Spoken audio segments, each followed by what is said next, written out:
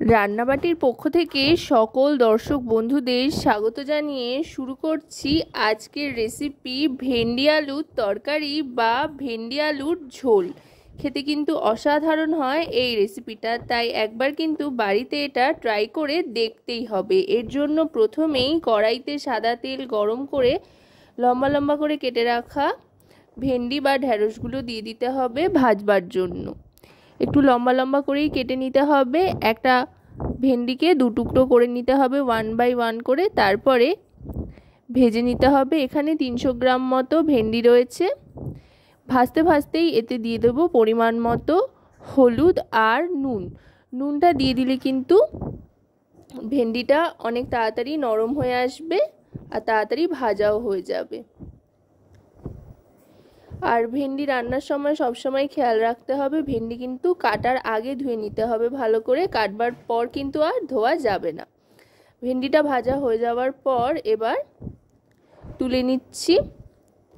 তুলে নিয়ে কড়াইতে আরও খানিকটা তেল অ্যাড করতে হবে আর গ্যাসের ফ্লেমটা মিডিয়াম টু লোতে রাখতে হবে। তবে এতে কিন্তু খুব একটা বেশি তেলের ব্যবহার হয় না, খুব কম তেলেই দারুণ সুস্বাদু এই রেসিপি কিন্তু তৈরি হয়ে যায়। এবার দিয়ে দিচ্ছি একই রকম লম্বা লম্বা করে কেটে রাখা আলুর টুকরোগুলো। আলু টুকরোগুলো দিয়ে এবার এপাশ ওপাশ ভালো করে ভেজে নিতে হবে। আলুটা একটু সময় নিয়ে লালচে রং আসা পর্যন্ত ভাজতে থাকতে হবে। আলুটা অর্ধেক ভাজা হয়ে গেলে পেঁয়াজ কুচি দিয়ে দেব। পেঁয়াজটাও এখানে স্লাইস করে কেটে নিয়েছি আর তার সাথে 2 থেকে 3টে চেরা কাঁচা লঙ্কা দিয়ে দিতে হবে। এখানে লাল লঙ্কা ছিল সেটাই দিয়ে দিলাম। দিয়ে পেঁয়াজটাও একটু ভেজে নিতে হবে। পেঁয়াজটা ভাজতে ভাজতেই এর মধ্যে দিয়ে দেব রসুন বাটা আর আদা বাটা। রসুন বাটার পরিমাণে একটু কম আর আদা বাটা পরিমাণে একটু বেশি। আর তার সাথে দিয়ে দিচ্ছি টমেটো বাটা। এখানে একটা ছোট সাইজের টমেটো আর 3 কোয়া থেকে 5 কোয়া মতো রসুন বাটা আর তার সাথে 1 ইঞ্চি মতো আদা বাটা দিয়ে এবার ভালো করে কষিয়ে নেব। এবার দিয়ে দিচ্ছি এতে একে একে সমস্ত গুঁড়ো মশলা। প্রথমেই দিয়ে দিলাম রোস্টেড জিরে গুঁড়ো আর এবার দিয়ে দিচ্ছি এতে হলুদ গুঁড়ো। দুটোই 1 টিস্পুন পরিমাণে এখানে ব্যবহার করছি। এবার দিয়ে দেব কাশ্মীরি রেড চিলি পাউডার, এটাও 1 টিস্পুন পরিমাণে দিয়ে দিলাম। আর কাঁচা লঙ্কা তো আছেই ঝালের জন্য, এতে খুব সুন্দর একটা রং আসবে। আর দিয়ে দিচ্ছি পরিমাণ মতো নুন। এবার সমস্ত গুঁড়ো মশলা আর নুনের সাথে ভালো করে আলুটা একটু কষিয়ে নেব। আলুটা কষিয়ে নিতে নিতে যদি জলের প্রয়োজন হয় তো একটু জল দিতে পারেন যাতে মশলাটা লেগে না ধরে সেই জন্য। আর গ্যাসের ফ্লেমটা কিন্তু মিডিয়াম টু লোতে রাখতে হবে। আশা করব রেসিপিটি আপনাদের ভালো লাগবে। ভালো লাগলে অবশ্যই রান্নাবাটি চ্যানেলটিকে সাবস্ক্রাইব করে লাইক শেয়ার কমেন্টের মাধ্যমে আমাদের পাশে থাকবেন আর পাশে থাকা বেল আইকনটি অন করে দেবেন সবার আগে সমস্ত রকম রান্নার নোটিফিকেশান পাওয়ার জন্য।